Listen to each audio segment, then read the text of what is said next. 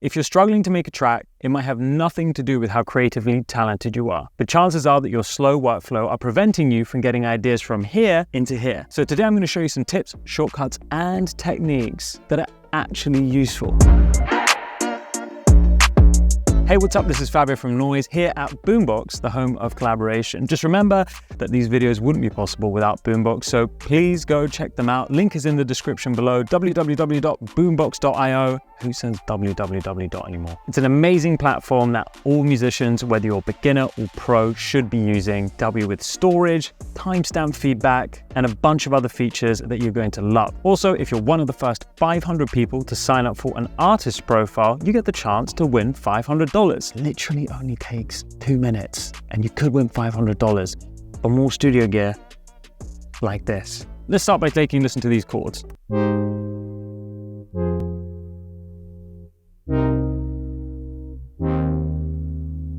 I recorded these on a MIDI keyboard, which is why they don't sound perfect, but now I'm going to quantize them with Command A and then hit Q, and I want to make them all the same length, so I'm going to hit Shift and then backward slash, hit shorten, enter, and we have some sustained chords.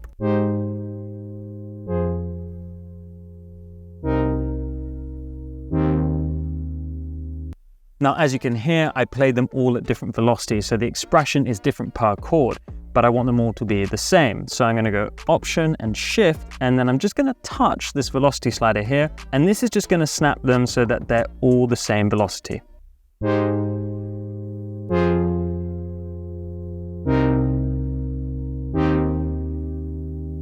There is another way to edit the velocity. Let's say you actually want this to increase in intensity over time. We can open the velocity editor over here, and then we can click and drag and create this increasing slope like so, and you'll notice that now they've changed color. So they're starting with a low velocity, going to a high.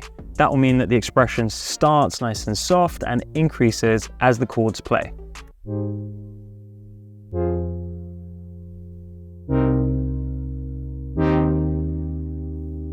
Now you may be using something like a piano where you find perfectly quantized and sustained chords to be unnatural and kind of boring. So we're going to select all, go to Functions, MIDI Transform, head to Humanize, and then I'm going to hit Operate only because I already haven't selected, but if you don't, you can hit Select and Operate. Hit this a couple of times, we'll do it a few. You'll notice that it's changed the velocity and the start point of each note.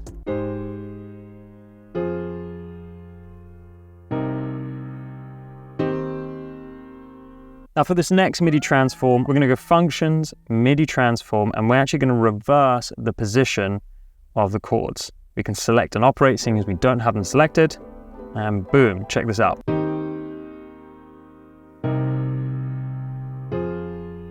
Now, if they're not quantized, it won't do this very well, so make sure you do quantize them. And the reason I want to do this is to bounce them to audio. So the shortcut for bounce to audio is Control B. See how we're speeding up the workflow now? We're not looking for things, we're making them happen much quicker. These are the settings I usually have for bounce in place, but you can mess around with them. They're very well labeled and easy to understand. I'm gonna hit Enter, and then I'm gonna take this audio, we're gonna go into the left-hand menu, and I'm gonna hit Reverse. Now I'm gonna drag my original chords back in, and what we're gonna get is this really cool sweeping piano effect.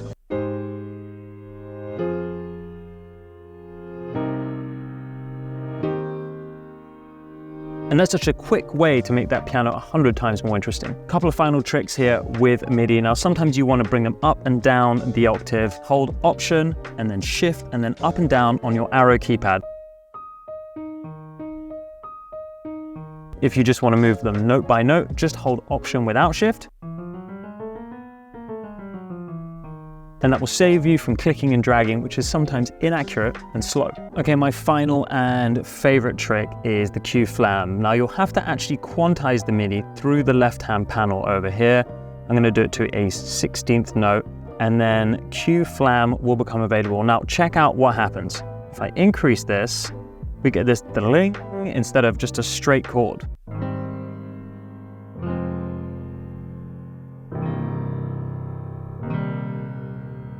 If you're going for those romantic Drake vibes, then this is the trick to use. We've messed around with MIDI, now let's take a look at audio. So I've dragged in all these loops, but as you can see, they're all slightly different BPMs. They're kind of hanging over the edge or they're slightly short. Now, if I select these top ones here, I'm gonna go to Edit, Time Stretch, and then time stretch region length to nearest bar.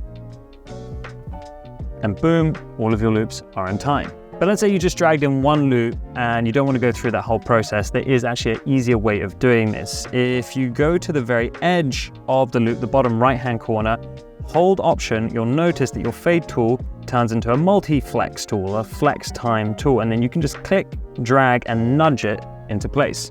This is one of my favorite shortcuts for when you're dealing with a lot of audio, especially when you're editing vocals. You can click, drag, and highlight as many audio regions as you want, and then if you hold Control and Shift, you can click and drag over the back end and add a fade to all of them.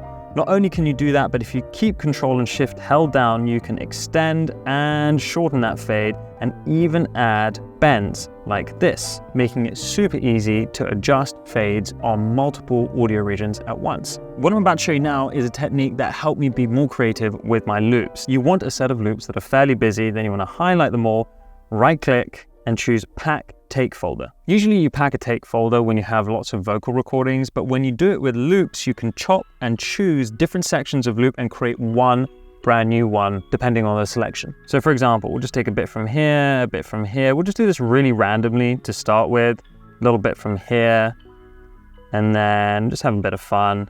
And you can see here at the top, it's showing you the compilation that we're creating.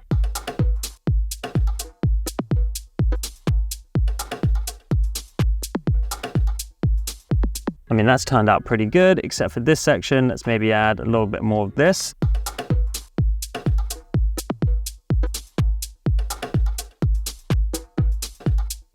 If anyone ever gives you a hard time for using loops, show them this technique right here. If you want to really quickly repeat sections of audio or MIDI, it doesn't matter. Make sure you've got the marquee tool set up here as your command click tool. That means that when you hold command, you'll be able to select the marquee tool and you can just select a section like this.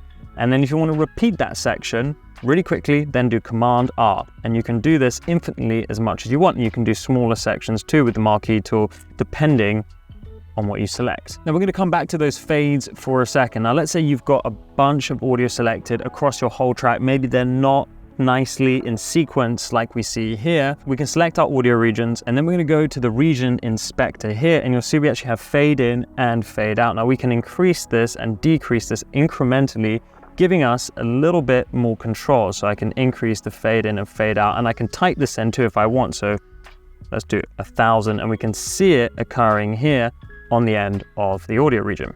And we can also change that fade out to a slowdown, which will give us this really cool tape stop effect. In the inspector, you can actually pitch things up and down without having to use a plugin. So I've got this rider top here.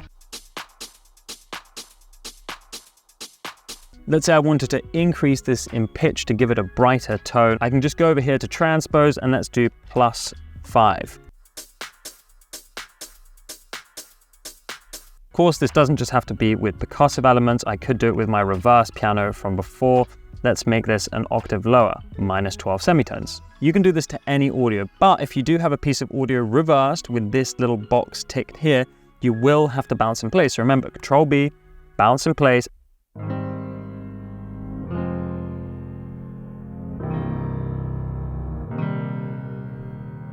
There are a lot of tools in this inspector that not a lot of people dive into, which is why I'm spending some time on it. And my final favorite is the delay. So you can nudge MIDI and audio regions forwards and backwards, depending on what you set these ticks. So I'm going to keep the kick playing for time so you understand what's happening. And then I can push my hats to make them lazier.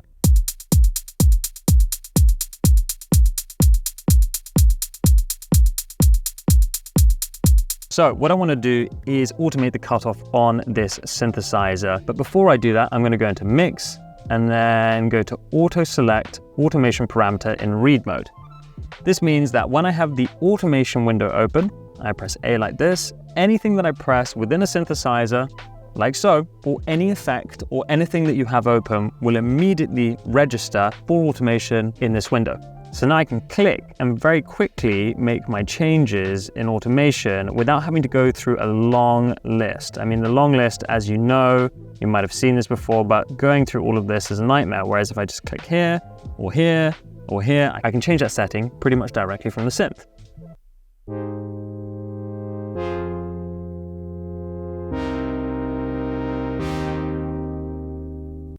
Let's do the same with some reverb. So I'm just going to increase this towards the end, create 2 points, and do that.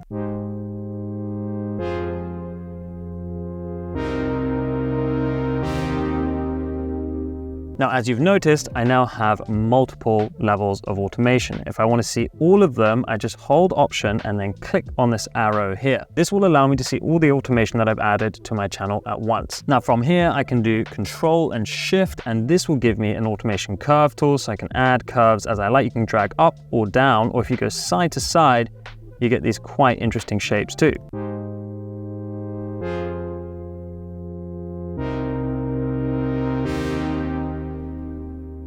This is another one that I really loved and a lot of people know is copying and pasting the automation. Again, if you use that marquee tool, just like we did with the audio regions, we can select a section and then just hit Command R. This will only copy and paste the automation. It's not going to copy and paste the region underneath, so I can keep doing that. And you'll see that the automation keeps appearing without the region being copied. Something I see a lot of people do is automate volume. Personally, I think you should automate a gain on the utility parameter. Now, that lives down here in utility, gain, stereo. The reason for this is then you can still have control over the volume fader. However, if you've done a bunch of volume automation, it can take a really long time to convert that to gain automation unless you do this. So, go to volume, and this time you're going to hold Option, click, go to the plugin that you want. So we're going to go to gain and then gain again. It's actually going to ask us if we want to copy and convert or just convert. I'm going to hit convert. It's going to take all that automation data and apply it directly to the gain and replace the volume automation with automating this dial right here. Don't forget that these videos are possible because of Boombox.io. Go check them out in the link in the description. And if you sign up and set up your artist profile, you could win $500. It's been a pleasure as always. Welcome to Boombox, the home of collaboration, and I'll see you very soon. Peace!